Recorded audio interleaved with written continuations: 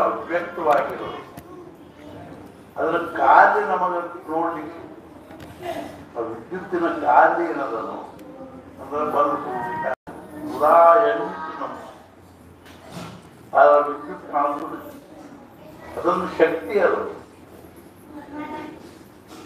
ಅದು ತಂತಿಗಳ ಮೂಲಕವಾಗಿ ಹರಿತಾ ಇದೆ. ಹೆಂಗೋ ಒಂದು ಪರಮಾತ್ಮನು ಸಹಿತ ಸತ್ಪುರುಷರ ಮೂಲಕವಾಗಿ ಹರಿತಾ ಇರ್ತಾರೆ. ಸತ್ಪುರುಷರಲ್ಲಿ ಅಭಿವ್ಯಕ್ತ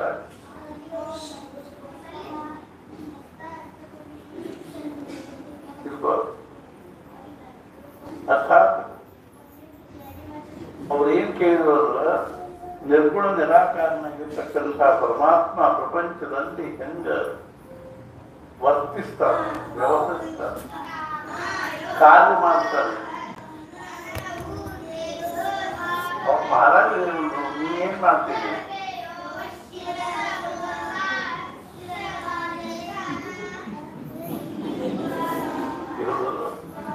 ನೀವೇನ್ ಮಾಡ್ತೀರಿ ಅಂತ ಅವ್ರು ಏನಂದ್ರು, ನಾನು ಸಿನಿಮಾ ಕಟ್ಟಿ ಬರೀತೀನಿ, ಬರದೇನ್ ಮಾಡ್ತೀನಿ, ನಾವು ಅದನ್ನ ಪ್ರೊಡ್ಯೂಸರ್ ನಿರ್ಮಾಪಕರು ಅವ್ರೇನ್ ಮಾಡ್ತಾರೆ, ನಿರ್ದೇಶಕರಿಗೆ ತೋರಿಸ್ತಾರೆ, ಡೈರೆಕ್ಟರ್ ಅವ್ರಿಗೆ ಆ ಕಥೆ ಪಸಂದ ಬಂದ್ರೆ ಅದನ್ನ ಅವ್ರು ಏನ್ ಮಾಡ್ತಾರೆ, ಪಾತ್ರಗಳನ್ನ ಆರಿಸಿಕೊಂಡು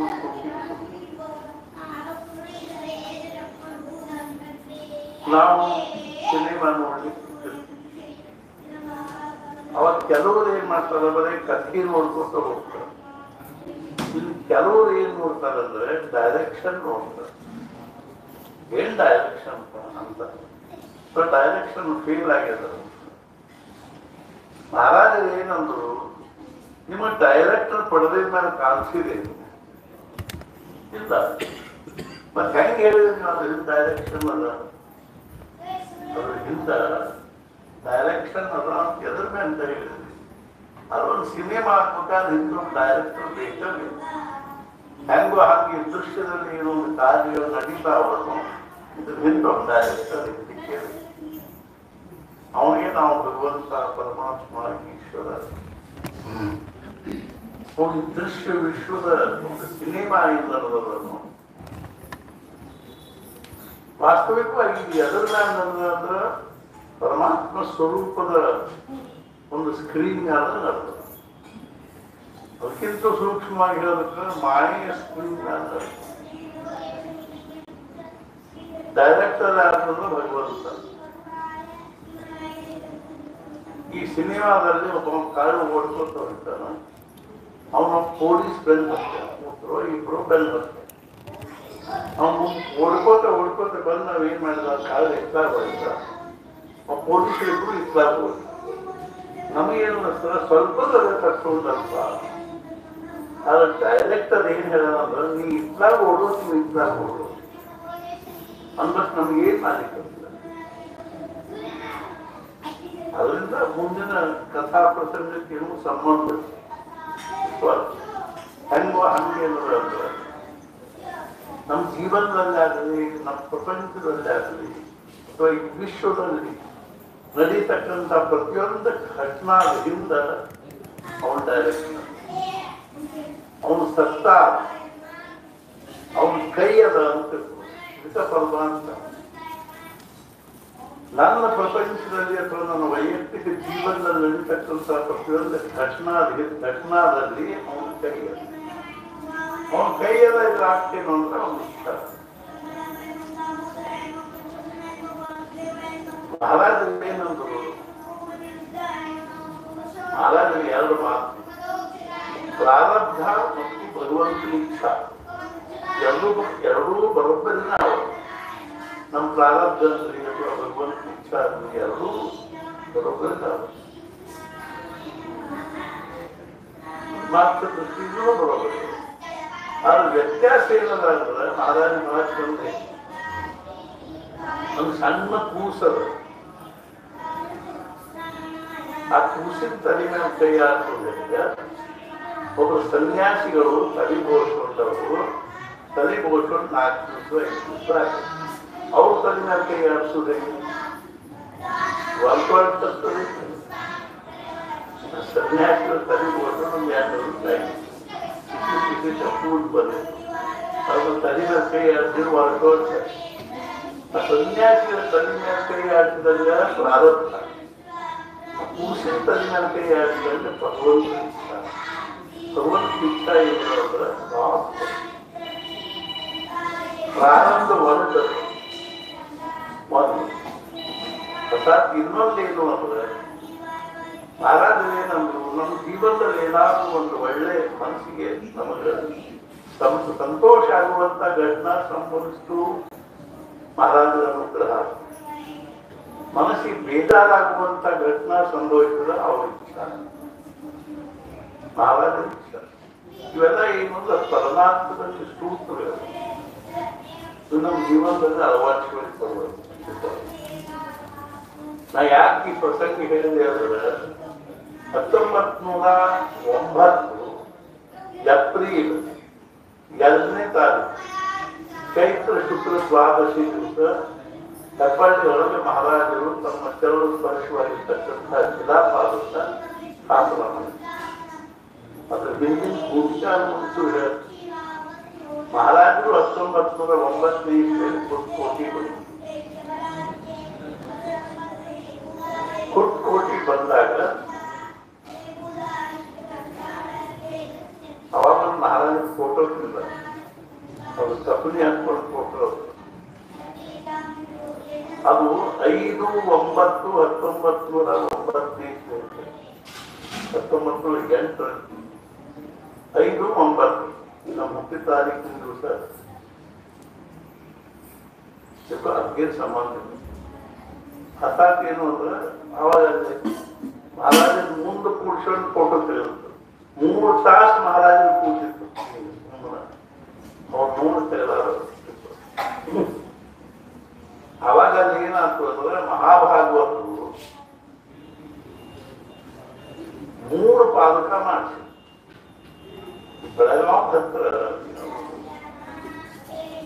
ಅಲ್ಲಿ ಒಬ್ಬ ಶಿಲ್ಪಿ ಕಲಿತ 3 ಪಾದಕ.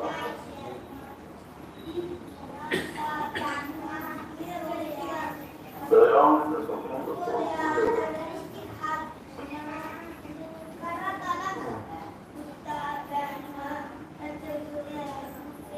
3 ಪಾದಕ ಮಾಡಿಸ್ತಾರೆ.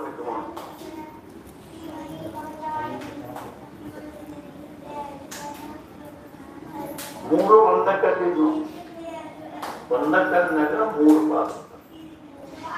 ಮಹಾರಾಜರು ಕುರ್ತಕೋಟಿ ಹೋದಾಗ 1 ಪಾದಕ ಅದಕ್ಕೆ ಸುಂದರ. ಆ ಪಾದಕ ಅಂದ್ರೆ ಮಹಾರಾಜನ ಕಾಲ ಇಳಿಸಿ, ಮಹಾರಾಜರ ಪಾದ ಇಳಿಸಿ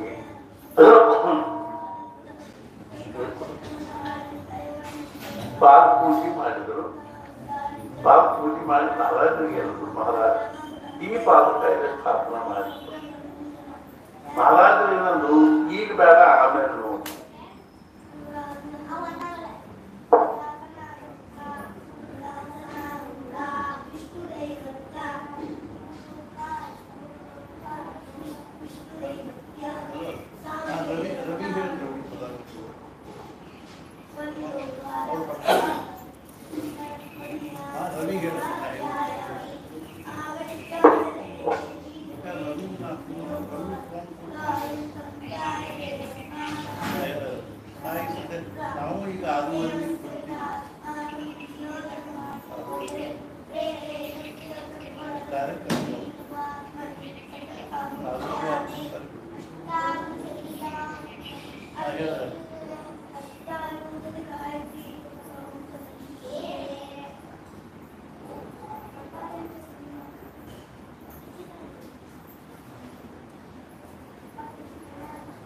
ಮಹಾರಾಜರು ಈ ಬೇಡ ಆಮೇಲೆ ನೋಡಿ ಅದಾನಂತೂ पुढे पाहू. हे निर्भूत विचार महाराज गुरु ನಮಗೆ ವಿರೋಧಕ್ಕೆ ಮಹಾರಾಜರು ಪುಣೆದಾಗ ಒಂದು ರಾಮ ಮಂದಿರ ಸ್ಥಾಪನೆ ಮಾಡಿ ಲಕ್ಷ್ಮೀ ರೋಡ್ನಾಗ ಒಂದು ರಾಮ ಮಂದಿರ ಅದು.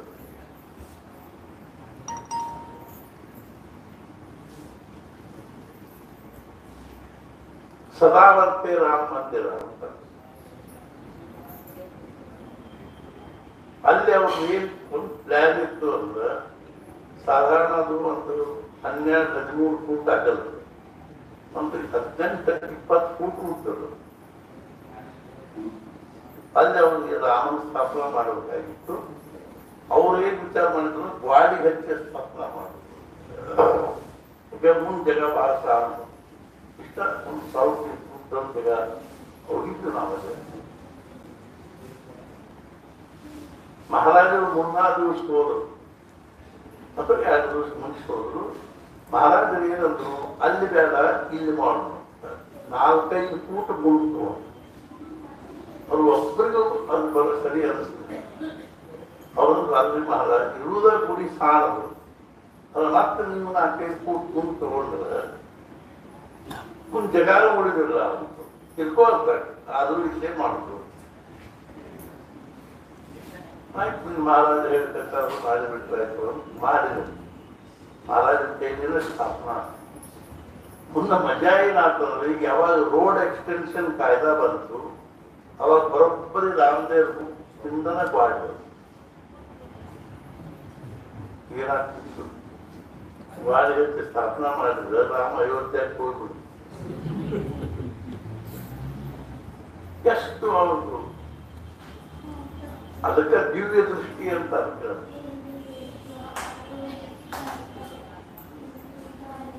ಹೆಂಗೋ ಹಂಗ ಮಹಾರಾಜರು ಹತಾನ ಕೊಡ್ಬೇಕು, ಈಗ ಬೇಡ ಆಮೇಲೆ.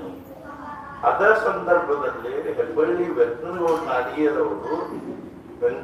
ನಾಡಿಗೇರವರು ಮಗಳನ್ನ ತಂಗಿ ಮಗಳನ್ನ ಅಲ್ಲೇ ಕುತ್ಕೋಟಿ ಕೊಟ್ಟು ಅಲ್ಲಿ ಅವರು ಮುಂದೆ ಬಹಳ ದಿವಸದ ಮೇಲೆ ಅವ್ರ ಯಜಮಾನ ತಿಳ್ಕೊಂಡು ಕೂಡಲೇ ಅವ ಹೆಣ್ಮಗಳ ಅತಿ ದಕ್ಷತೆಯಿಂದ ಅಲ್ಲಿದೆಲ್ಲ ಇದನ್ನು ನೋಡ್ಕೊತಿದ್ರು ವ್ಯವಹಾರ. ಅವಾಗ ಇವರು ಮ್ಯಾಲಿನ ಮೇಲೆ ಹೋಗ್ತಿದ್ರು, ಅದವರು ಬೇರೆ. ಅವಾಗ ವೆಂಕಟಗೌಡ ನಾಡಿಗೇರಿನಂದ್ರು ಮಹಾರಾಜ. ಅವಾಗ ಏನಲ್ಲಿಲ್ಲ, ಮಹಾರಾಜ ಬಗ್ಗೆ ಅವ್ರಿಗೆ ಇದು ಆಯ್ತು. ಅವ್ರು ಮಹಾರಾಜರ ಶಿಷ್ಯರಾದ್ರು. ಅವ್ರ ತಲೆಗೆ ಏನ್ ಬಂತು ಅಂದ್ರೆ, ನಾ ಹೆಬ್ಬಳ್ಳಿ ಬಂದು ಪಾಲಕ ಸ್ಥಾಪನೆ ಮಾಡಿದ್ರು. ಅದಕ್ಕೆ ಅವ್ರೇನು ಮಹಾರಾಜ ಹೆಬ್ಬಳ್ಳಿಗೆ ಬರ್ತದೆ, ಆಯ್ತು ಬರ್ತೀನಿ. ನಾ ಈಗ ಇಲ್ಲಿಂದ ಬಿದರಳ್ಳಿಗೆ ಹೋಗ್ತೀನಿ. ಬಿದರಳ್ಳಿಯಿಂದ ತಿರುಗಿ ಬರೋ ಮುಂದೆ ಹುಬ್ಬಳ್ಳಿಯಲ್ಲಿ ರಾಮನವಮಿ ಉತ್ಸವ ಮಾಡಿಕೊಂಡು ಏಕಾದಶಿ ಏನದ ಪಾಲನೆ ಮಾಡಿಕೊಂಡು ಏಕಾದಶಿ ದಿವಸ ಹೆಬ್ಬಳ್ಳಿಗೆ ಬರ್ತೀನಿ. ದ್ವಾದಶಿ ದಿವಸ ಸ್ಥಾಪನೆ ಅವಾಗೇನು ಏಕಾದಶಿ ದಿವಸ ಬರ್ತಿದ್ರು ಕೂಡ ಆ ಪ್ರಕಾರ ಬಂದರು. ಅಷ್ಟರೊಳಗೆ ಅವರು ಒಂದು ಗುಡಿ ಕಟ್ಟಿಸಿ 10 ಫೂಟಿನ ಒಂದು ಮಣ್ಣು ಕಲ್ಲಿನ ಗುಡಿ ಕಟ್ಟಿಸಿ ಒಂದು ದೊಡ್ಡ ಪಾದಕ 4-4 ಫೂಟ್ ಉದ್ದ 2-2 ಫೂಟ್ ಅಗಲ ಒಂದು ಕಟ್ಟಿ ಕಟ್ಟಿಸಿ ಅದರ ಮೇಲೆ ಪಾದಕ ಸ್ಥಾಪನೆ ಮಾಡೋದು. ಹೆಬ್ಬಳ್ಳಿಯ ಪಾದಕ ಮಹಾರಾಜರ ಬಂದ ಕೂಡಲೇ ಅವ್ರಿಗೆ ಮಹಾರಾಜ ಈ ಪಾದಕ ಸ್ಥಾಪನೆ ಮಾಡಿತು. ಆಯ್ತು ಮಾಡೋಣ, ಒಂದು ಕೋಟಿ ಮಾಡೋಣ ಅಂತಂದ್ರೆ ಅಥವಾ ಕುಡಿಯೋದು ಇಲ್ಲೇ ಹೂವು. ಇದು ಹಿಂಗೆ ಏನೋ ಅವ್ರದ್ದೊಂದು ಯೋಜನಾ ಇರಬಹುದು. ಅವಾಗ ನಮ್ಗೆ ಅದು ಹೆಂಗೆ ತಿಳಿತು. ಆಮೇಲೆ ಮಹಾರಾಜನ ಪಾದಕ ಇಟ್ಟು ಅವ್ರ ಮಗ ಏಕನಾಥನ ನಾಡಿಗೇರವರು. ಏಕನಾಥನ ನಾಡಿಗೇರ ಅಂದ್ರೆ ಸತ್ಯ ಏಕನಾಥನ ನಾಡಿಗೇರ ಇರ್ತಾರ ಅವ್ರ ಅರ್ಥ. ಇವ್ರ ಅಪ್ಪನ ಹೆಸರು ರಘುನಾಥನ ನಾಡಿಗೇರ. ಅವ್ರ ತಂದೆ ಹೆಸರು ಏಕನಾಥ. ಆಗಿನ ಕಾಲಕ್ಕೆ ಅವರು ಲಂಡನ್ಗೆ ಹೋಗ್ತಾರೆ. ಯಾವುದೋ ಒಂದು ಬರದಿದ್ದ ಸುಪ್ರೀಂ ಕೋರ್ಟ್ ಅಲ್ಲಿ ಮಹಾರಾಜ ಸ್ಥಾಪನೆ ಮಾಡಿದ್ರು. ಬಂದರು ದ್ವಾದಶಿ ದಿವಸ ಸ್ಥಾಪನಾ ಮಾಡಿ ತ್ರಯೋದಶಿ ಪುಟ್ಕೋಟಿ ಗದಿಗೆ ಬಂದು ಗದಗಿನಲ್ಲಿ ಚತುರ್ದಶಿ ಇದ್ದು ಹುಣ್ಣಿಮೆ ದಿವಸ ಹನುಮ ಜಯಂತಿ ಮಾಡಿಕೊಂಡು ಅಲ್ಲಿಂದ ಹೇಳಿಕೊಳ್ಳುವುದ್ರ ಇದಕ್ಕೆ ಹೋಗಿ ಗದಗಿನಿಂದ ಸೋಲಾಪುರಕ್ಕೆ ಹೋಗಿ ಪಂಡರಪುರಕ್ಕೆ ಹೋಗಿ ಮುಂದೆ 75ನೇ ಇಸ್ವಿ ಅರ್ಥಾತ್ ಏನು ಅಂದ್ರೆ 9ನೇ ಇಸ್ವಿಯಿಂದ 84ನೇ ವರ್ಷದ ಇಸ್ವಿ ತನಕನೂ ಪೂಜೆ ನಡೀತಿತ್ತು. ಸುಮ್ಮನೆ ಒಬ್ಬರು ಭಕ್ತರು ಶಿವಭಕ್ತರು ಪೂಜೆ ಮಾಡ್ಕೊಂಡು ಹೋಗ್ತಿದ್ರು. ಉತ್ಸವನು ಮಾಡ್ತಾರೆ, ಪುಣ್ಯತಿಥಿ ಉತ್ಸವ ಅಂತ ಮಾಡ್ತಾರೆ. ಕೂಡ ಎಲ್ಲರೂ ಕರೆದಿದ್ರು, ಊಟ ಮಾಡ್ತಿದ್ರು, ಹೋಗ್ತಿದ್ರು. ಈ ರೀತಿಯಾಗಿ ಪುಣ್ಯತಿಥಿ ಉತ್ಸವನು ಮಾಡ್ತಾರೆ. ಎಂದು ಅವರು ವಿಶೇಷ ಮಾಡಬೇಕಿತ್ತು. 75ನೇ ಇಸ್ವಿ ತನಕನೂ ಏನು ಅಂತ ಸೂಕ್ತವಾಗಿ 84ನೇ ಜನವರಿ 26ಕ್ಕೆ ಬರೋಬ್ಬರಿ ಅವರು ಅರ್ಥಾತ್ ಏನು ಅಂದ್ರೆ ನಾನು ಬಂದು 74ನೇ ಜನವರಿ 26ರಿಂದ 75 ದಿವಸಕ್ಕೆ 75ನೇ ವರ್ಷದ ಅಮೃತ ಮಹೋತ್ಸವ. ನಾ ಬಂದು 3 ತಿಂಗಳು ಜನವರಿಯಲ್ಲಿ ಬಂದು ಮಾರ್ಚ್ ಏಪ್ರಿಲ್ ಬಂದು ಮುಂದೆ ಏನಂದ್ರೆ ಕಥನ ಮಾಡಿದ್ದು 2 ಇದ್ರು ಆ ತಿಂಗಳಿದ್ರು 8 9 ಬಂದು ಬರೋಬ್ಬರಿ 75ನೇ ದಿವಸದ್ದು 75ನೇ ದಿವಸ 75ನೇ ವರ್ಷದ ಅಮೃತ ಮಹೋತ್ಸವ ಮಾಡಿ ಹಂಗೆ ಏನೋದಂದ್ರೆ ಪ್ರತಿಯೊಂದು ಘಟನಾದಿಂದ ಅವ್ರ ಡೈರೆಕ್ಷನ್. ಈಗ ನಾವು ಒಂದು 42 ವರ್ಷ ಆಯ್ತು. ನಮ್ಮ ನರಗುಂದಲ್ಲಿ ಬಂದು ಭಜನೆ ಮಾಡ್ಲಿಕ್ಕೆ ಆಗ್ತಿಲ್ಲ, ಜಪ ಮಾಡ್ಲಿಕ್ಕೆ 75 ವರ್ಷ ಅಲ್ಲಿ ಯಾರು ಹೋಗಿ ಮಾಡ್ಲಿಕ್ಕೆ ಆಗ್ತಿಲ್ಲ. ಬಹಳ ದಿವಸದ ನಂತರ ಬರ್ತಿತ್ತು ನರಗುಂದಕ್ಕೆ ಬರಬೇಕು. ಈ ಪಾಂಡುರಂಗನ ದಿವ್ಯ ಸಾನ್ನಿಧ್ಯದಲ್ಲಿ ಯಾವ ಪಾಂಡುರಂಗ 13 ಕೋಟಿ ಜಪ ಇದೇ ರೀತಿ ನಿಂತ್ಕೊಂಡಿತ್ತು. ಆ ಪಾಂಡುರಂಗನ ಮುಂದೆ ಜಪ ಆಗ್ಬೇಕು. ಇಷ್ಟೆಲ್ಲ ಇದರಲ್ಲಿ ಹೋಗ್ಬೇಕು ಅಂತ ಎಷ್ಟು ಸಲ ನಮಸ್ಕಾರ ಮಾಡಿ ದೇವರಾಜಕ್ಕೂ ಹೋಗ್ಬೇಕಂತ ಬಹಳ ಸಲ ನಮಸ್ಕಾರ. ಇನ್ನೂ ಬಹಳ ಕಡೆ ಹೋಗ್ಬೇಕಂತ ಶಕ್ತಿಗೆ ಹೋಗ್ಬೇಕು, ಹಂಬಳಕ್ಕೆ ಹೋಗ್ಬೇಕು. ಬ್ರಹ್ಮಾನಂದ ಮಹಾರಾಜ ಕರ್ನಾಟಕ ಎಲ್ಲೆಲ್ಲಿ ಅಡ್ಡಾಡ ಎಲ್ಲ ಕಡೆಗೂ ಹೋಗ್ಬೇಕು. ಒಂದು ದಿವಸನೇ ಹೋಗಿ ಅದಂತ ಜಪ ಮಾಡಿ ನಾಮಸ್ಮರಣೆ ಮಾಡ್ಬೇಕು. ಏನೋ ಅವ್ರು ಪಾಂಡುರಂಗನ ಕೃಪಾ ಅನುಗ್ರಹ ಇವತ್ತು ನಮಗ 2ನೇ ಸಲ ಇಲ್ಲಿ ಬರ್ಲಿಕ್ಕೆ ಇದ್ರೊಳಗೆ ಏನೋ ಒಂದು ಕೃಪಾ ನಮ್ಮ ಸಂಕಲ್ಪದಿಂದ ನಮ್ಮ ಸಂಕಲ್ಪದಿಂದ ಆಗುವಂಥದ್ದು. ಆದ್ರಿಂದ ನಿಜವಾಗಿಯೂ ನಾವು ಭಾಗ್ಯವಂತರು. ಯಾಕೆಂದ್ರೆ ಅವನು ಕೃಪಾ ಮಾಡಿದ, ನಮ್ಮನ್ನು ತರಿಸಿಕೊಂಡಿಲ್ಲ. ಏನೋ ಒಂದು ತಾಸು ಜಪ ಮಾಡಿದ್ವಿ, ನಾಮಸ್ಮರಣೆ ಮಾಡಿದ್ವಿ. ಇದೊಂದು ದೊಡ್ಡ ಭಾಗ್ಯ ನಮ್ಮ ಜೀವನದಾಗ. ಒಂದ್ಸಲ ಮಹಾರಾಜರು ದೈವರಿಗೆ ಹೋಗಿ ಅಲ್ಲೊಬ್ರು ಕೇಳ್ತಾರ ಅಂತ ತಿಳ್ಕೊಂಡು ಜಡ್ಜ್ ಒಬ್ರು ಚಿಂತಾಮಣಿ ನರಸಿಂಹ ಚಿಂತಾಮಣಿ ಕೇಳ್ತಾರ ಅಂತ ಪುಣೆದಾಗ ಅವರು ಲೋಕಮಾನ್ಯ ತಿಲಕರ ಜೊತೆಗೆ ಇರ್ತಿದ್ರು. ಆ ದೊಡ್ಡ ವಿದ್ವಾನ್ ಮನುಷ್ಯ ಇತ್ತು. ಪುಣೆಯೊಳಗ ಅವರಿಗೆ ಸಾಹಿತ್ಯ ಸಮ್ರಾಟ್ ಅಂತ ಪದವಿ ಕೊಟ್ಟು ಬಿರುದು ಕೊಟ್ಟು ಆಮೇಲೆ ಅವರು ಮಾತಾಡುವಾಗ ಹೇಳಿದರು, ಏನ್ ನನ್ನೊಳಗ ಅಂತ ಜ್ಞಾನದ ಅಂತ ತಿಳ್ಕೊಂಡು ನೀವು ಸಾಹಿತ್ಯ ಸಮ್ರಾಟ್ ಅಂತ ಪದವಿ ಕೊಡ್ತೀವಿ. ಜ್ಞಾನೇಶ್ವರ ಮಹಾರಾಜರು ಒಂದೊಂದು ಓವಿಗೆ 10 ಸರ್ವ ಕಥಾತೇನು ಅಂತಂದ್ರೆ ಪ್ರಶಸ್ತಿ ಕೊಡ್ಬೇಕಂತ. ಸಾಹಿತ್ಯ ಸಮ್ರಾಟ್ ಅನ್ನುವಂತ ಪದವಿ 10 ಕೊಡ್ಬೇಕು ಅನ್ನೊಂದು ಓವಿಗೆ. ಅಂತ ದಿವ್ಯ ಓದಿ ಅವರ ಅಣ್ಣೊಬ್ಬರು ದಹಿ ಓದಿ ಒಳಗ ಇದು ಆಗಿತ್ತು, ಇದು ಜಡ್ಜ್ ಆಗಿತ್ತು ಕೋರ್ಸ್ನಲ್ಲಿ. ಅವರು ಮಹಾರಾಜರನ್ನು ಬೆಳೆಸ್ಯಾರ. ಮಹಾರಾಜರು ಸಹಜವಾಗಿ ಏನ್ ಕೇಳಿದ್ರು, ರಾವ್ ಸಾಹೇಬ್ ದಹಿಯವರಿಗೆ ಯಾವುದೋ ಮನೆ ಕಾರ್ಯಕ್ರಮ ಇತ್ತು, ಮಹಾರಾಜರು ಊಟಕ್ಕೆ ಹೋಗಿದ್ರು. ಅವಾಗ ಅವರು ಬಂದಿದ್ರು. ಮಹಾರಾಜರು ಏನಂದ್ರು, ಆಮೇಲೆ ಮಜಾ ಏನಾಗಿತ್ತಂದ್ರ 2 ದಿವಸ ಮುಂಚೆ ಅವರು ವೃಂದಾವನೆಗೆ ಬಂದು ವಕೀಲರ ಜೊತೆಗೆ ಗೋಂದಾವಳಿ ಬಂದು ದರ್ಶನ ಮಾಡ್ಕೊಂಡು ಹೋಗವ್ರು. ಅದು ಹೋದ್ ಮಳಿ ಬರ್ಲಿಕ್ಕೆ ಸತ್ತು ನಾನು ಅನಿವಾರ್ಯವಾಗಿ ಮುಕ್ಕಾಂ ಮಾಡ್ಬೇಕಾಗಿತ್ತು. ಅವ್ರು ಬಂದ ಕೂಡ ಮಜೆ ಆಗ್ತದೆ. ಮಹಾರಾಜರು ಸಂಜೆ ವಾಕಿಂಗ್ ನಡ್ಕೊಂಡು ಒಬ್ಬ ವಕೀಲ ಜೊತೆಗೆ ಬಂದ್ರು. ಮಹಾರಾಜರು ಏನು ರಾವ್ ಸಾಹೇಬ್ರಿಗೆ ಏನಾದ್ರು ಸಾಬೂರಲ್ಲಿ ಕಿಚಡಿ ಕೊಟ್ಟು ಕಿಚಡಿ ಕೊಟ್ಟ ಕೂಡ ಅವನು ಬಂತು ಬ್ಯಾಗ್ ಹಾ ಮಾಡ್ಲಿಕ್ಕೆ. ಮಹಾರಾಜರು ಏನು ಹುಚ್ಚಿದ್ದಾರೆ ಅವರು ಆಶ್ರಮದವರು. ಖಾರ ತಿಂದು ನೋಡ್ಬೇಕಿಲ್ಲ, ಅವ್ರು ಸ್ವಲ್ಪ ಸಕ್ಕರೆ ಕೊಟ್ಟು ತಂದು ಅವ್ರು ತಿರುಗಿ ಬರ್ಬೇಕಂತ ಮಳೆ ಮಳೆ ಬಂದ ಕೂಡಲೇ ಅವ್ರಿಗೆ ಅನಿವಾರ್ಯವಾಗಿ ಮುಕ್ಕಾಂ ಮಾಡ್ಬೇಕಾಗಿತ್ತು. ರಾತ್ರಿ ಅವ್ರು ಕೇಳಿದ್ರು ಮಹಾರಾಜರಿಗೆ, ಮಹಾರಾಜ ನಾಮಸ್ಮರಣೆ ಹೆಂಗ್ ಮಾಡ್ಬೇಕು? ಮಹಾರಾಜರಂದ್ರು ನನ್ನ ಎದಿಕ್ ಕಿವಿ ಹಚ್ಚಿ ನೋಡ್ತೀನಿ. ಮಹಾರಾಜರ ಎದಿಕ್ ಕಿವಿ ಹಚ್ಚಿದ ಕೂಡಲೇ ಶ್ರೀರಾಮ್ ಜಯ ರಾಮ್ ಆಶ್ಚರ್ಯ ಮರು ದಿವಸ ಅನುಗ್ರಹ. ಮುಂದೆ 2 ದಿವಸಕ್ಕೆ ಮಹಾರಾಜ ದಹಿವಳಿಗೆ ಹೋದಾಗ ಮಹಾರಾಜರ ಅವ್ರ ನೇಮಿಕೆ ರಾವ್ ಸಾಹೇಬ್, ನಿಮ್ಮ ಜೀವನದಲ್ಲಿ ಚಿರಸ್ಮರಣೀಯವಾಗಿರೋ ಘಟನಾ ಯಾವುದು?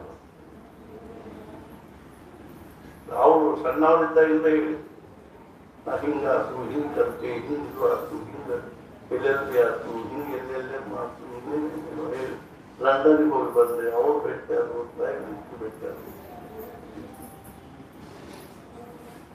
ಫ್ರಾನ್ಸ್ಗೆ ಹೋಗಿ ಬಂದ್ರೆ, ಜಪಾನ್ ಹೇಳಿರ್ತೀನಿ. ಮಹಾರಾಜರ ಹೌದ ಹೌದ ಅನ್ಸುತ್ತೆ. ಕೊನೆಗೆ ಎಲ್ಲ ಕೇಳೋದು ಆದ್ಮೇಲೆ ಮಹಾರಾಜರು ಏನಂದ್ರು, ರಾವ್ ಸಾಹೇಬ್ ಈ ಎಲ್ಲಾ ಘಟನಾದಲ್ಲಿ ನಾನು ನಿಮ್ಮನ್ನು ಭೇಟಿ ಆದೆ ಅನ್ನೋ ಘಟನಾ ಇದನ್ನು ತೋರ್ತಾ ಇದ್ದೆ.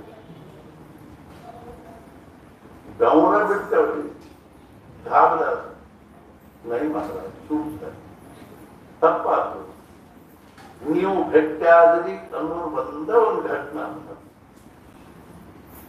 ಹಂಗ ಹಂಗ ಇವತ್ತು ನಾವು ನರಗುಂದಕ್ಕೆ ಪಾಂಡುರಂಗನ ಸಮಕ್ಷಮದಲ್ಲಿ ಏನೋ ವಿಚಾರ ಜಪ ಮಾಡೀವಿ ಅನ್ನೋದು ನಮ್ಮ ಜೀವನದಲ್ಲಿ ಚಿರಸ್ಮರಣೀಯ ಘಟನಾ.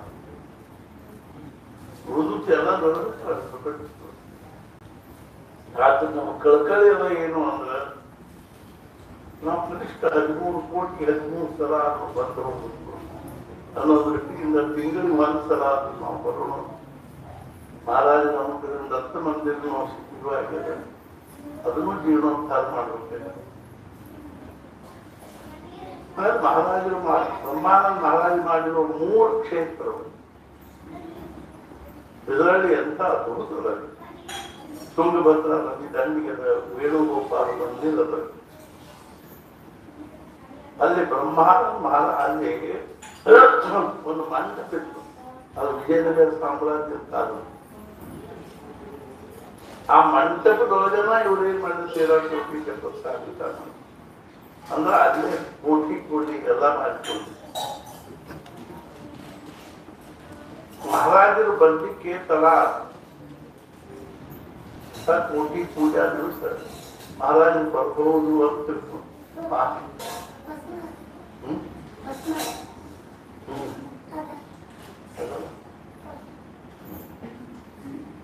ಭಸ್ಮ ಕೊಟ್ರೆ ಒಂದು ಇವತ್ತು ಹೋಗ್ಬೇಕು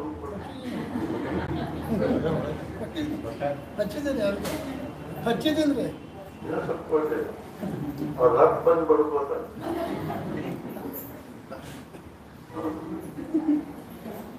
ಅದೇ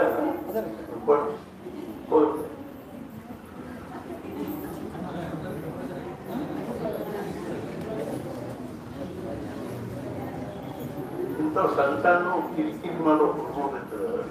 ಸಿಟ್ಟಿಗೆ ಹೇಳ್ಬಾರ್ದು ಅನ್ನೋದನ್ನ ಅಭ್ಯಾಸ ಮಾಡಿಕೊಂಡು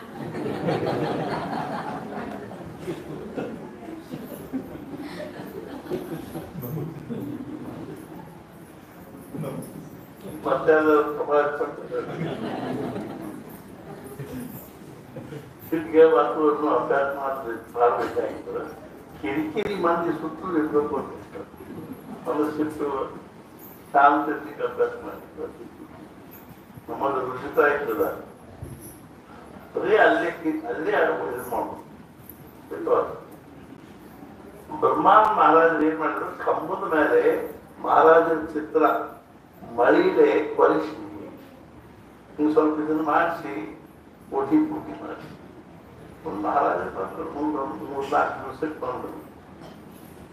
ಮಜಾ ಏನಂದ್ರೆ ಪೂರ್ಣಾಹುತಿಗೆ ಇದ್ದಿದ್ದಿಲ್ಲ ಮಹಾರಾಜರು. ಬಿದರದಿಂದ ತಿರುಗಿ ಬಂದ್ರು.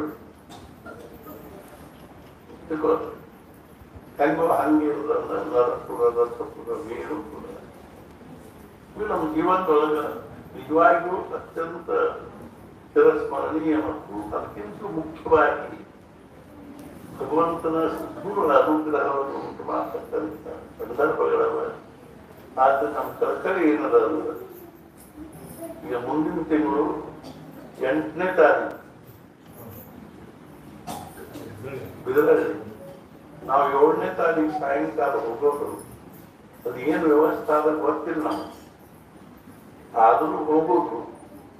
ಮುಖ್ಯವಾಗಿ ತುಂಗಭದ್ರಲ್ಲಿ ಸ್ನಾನ ಆಗ್ತದೆ. 8ನೇ ತಾರೀಕು ಅಲ್ಲೂ ಸ್ವಲ್ಪ ಜಪ ಮಾಡಿ ಅರ್ಥಾತ್ ಹನುಮಾನ್ ಚಾಲೀಸ ಜಪ ಸತ್ಸಂಗ ಇತ್ಯಾದಿಗಳನ್ನು ಮಾಡಿಕೊಂಡು ಮತ್ತೆ ಸಂಜಿನಾಗ ಅಲ್ಲಿಂದ ಬರು. ಇದಕ್ಕಿಂತ ಸ್ವಲ್ಪ ದೂರ, ಇನ್ನು ಅದಕ್ಕಿಂತಲೂ ತೀವ್ರಾದ ದೂರ ಜಮಖಂಡಿ ಕಡೆಗೆ. ಆದ್ರೆ ಅಲ್ಲೂ ಸಹಿತ ತಿಂಗಳಾಗ 1 ದಿವಸ ಹೋಗ್ಬೇಕು. 1 ತಿಂಗಳಾದ್ರೆ ಪ್ರತಿ ತಿಂಗಳು ಇಲ್ಲಿ ಈ ಒಂದು ಪದ್ಧತಿಯಲ್ಲಿ ನಾವು ಇದು 13 ಮುಗಿದ ತನಕ ನಾವು 2 ಕಡೆಗೂ ನಾವು 5-6 ಆಗ್ತದೆ.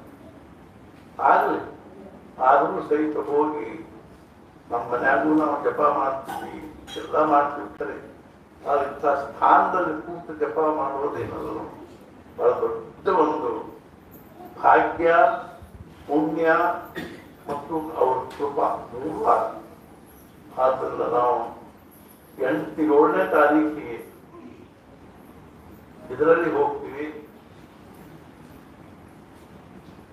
8ನೇ ತಾರೀಕಿಗೆ ಜಪ ಮಾಡ್ಕೊಂಡು ಬರೋಣ. ಮುಂದೆ 29ನೇ ತಾರೀಕಿಗೆ 28ನೇ ತಾರೀಕಿಗೆ ಸಾಯಂಕಾಲ ಬರ್ತೀವಿ. ಅದಷ್ಟು ಮಟ್ಟಿಗೆ ನೀವು ಬನ್ನಿ. 29ನೇ ತಾರೀಕಿಗೆ ಮತ್ತೆ ಜಪ ಮಾಡೋಣ. ಸಹಜವಾಗಿ ನನಗೆ ಏನು ಅನಿಸ್ತೀವಿ ಅಂದ್ರೆ, ನಾವು ಪ್ರತಿ ತಿಂಗಳು ಯಾರಿಗೆ ಫೋನ್ ಮಾಡಿ ನೀವು ಬರ್ತೀರೋ ಇಲ್ಲೋ ಅಂತ ಕೇಳಬೇಕು ಅನ್ನೋ ದೃಷ್ಟಿಯಿಂದ ನಾನು ಸಹಜ ಏನಂದ್ರೆ, ನೀವು ಹೆಸರು ಬರೆಸಿಬಿಟ್ಟು ಸಹ ಬರ್ಬೇಕಂತೇನು ಕಂಪಲ್ಸರಿ ಇಲ್ಲ. ಈ ತಿಂಗಳು ಆಗಾಗಿರ್ತೀವಿ, ಆ ತಿಂಗಳು ಇರ್ತದೆ.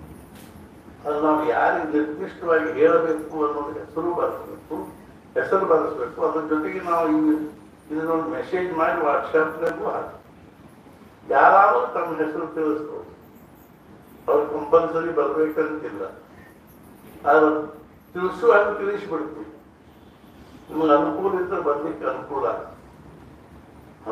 ಇದ್ರೆ ನಾವು ತಿಳಿಸೋದ್ರಿಂದ ನೀವು ಬರ್ಲಿಕ್ಕೆ ಅನುಕೂಲ. ಆ ದೃಷ್ಟಿಯಿಂದ ನಿಮ್ಗೆ ಯಾರಿಗೆ ಹೆಸರು ಕೊಡ್ಲಿಕ್ಕೆ ಸುಮ್ಮನೆ ಹಂಗ ಕೊಟ್ಬಿಡೋದು. ಬರ್ಲಿಕ್ಕೆ ಆಗಲಿ ಅಂತ ನಡೀತದೆ. ಬರ್ಲಿಕ್ಕೆ ಆದ್ರೂ ಚಲೋ. ಅದು ಅಕಸ್ಮಾತ್ ಮುಂದಿನ ಸಲನೂ ಬರ್ಲಿಕ್ಕಿಲ್ಲ, ಮುಂದಿನ ಡೇಟ್ ಯಾವಾಗ ಅನ್ನೋದು ಗೊತ್ತಾಗಬೇಕಾದ್ರೆ ನೀವು ಹೆಸರು ಕೊಟ್ಟಿದ್ರೆ ಆ ಫೋನ್ ಮಾಡಿ ಮುಂದಿನ ಡೇಟ್ ಹಿಂಗದ, ಕೇರಳಾವತಿ ಹಿಂಗದ, ನರಗುಂಡದ ಹಿಂಗದ ತಿಳಿಸ್ಲಿಕ್ಕೆ ಅನುಕೂಲ. ಮೊರಾರಿ ಬಾಪು ಅವರು ಎಲ್ಲಾದ್ರೂ ಒಂದು ಪ್ರವಚನಕ್ಕೆ ಪಾಲ್ಗೊಳ್ಳು ಅಂದ್ರೆ ಸುಮಾರು ಒಂದು 3-4 ಬಸ್ಸು ಅವು ಫಿಕ್ಸ್ ಅವ್ರ ಜೊತೆ ಹೋಗ್ಬಿಡ್ತಾರೆ. ಅದೆಲ್ಲ ವ್ಯವಸ್ಥಾನೂ ಇರ್ತದೆ. ತಿನಿಸು, ಉಣಸು, ಊಟ, ಹುಡುಗಿ ಎಲ್ಲ ವ್ಯವಸ್ಥೆ. ಹುಡುಗಿ ಇದ್ರೆ